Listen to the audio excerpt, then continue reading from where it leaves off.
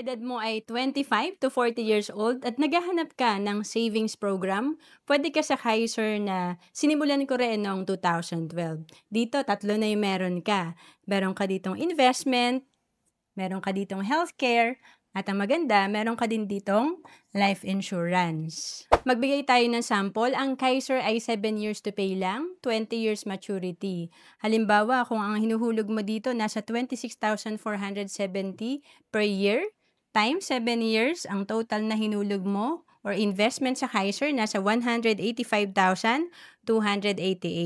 And kung nag-start ka at the age of 30, magbigay tayo ng sample na ang projection nito, pag edad mo ng 60, nasa 1.3 million.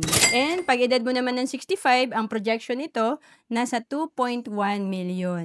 Ang Kaiser ay good as cash after 20 years at kapag hindi mo pa kinuha ang fund mo sa Kaiser, patuloy pa rin mag-grow ang investment na to at may healthcare ka pa rin. To know more about Kaiser, message mo lang ako sa FB, Roan Celis Capistrano. Bawat Pilipino dapat maging handa sa mga oras na hindi natin inaasahan.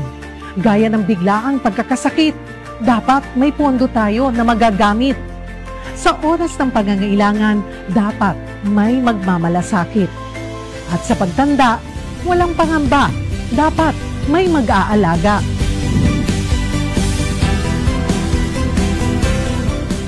Ganyan mag-alaga ang Kaiser. Yan ang dapat. Ako po si Cheryl Cosim, Alagang Kaiser. Alaga ka, kapatid.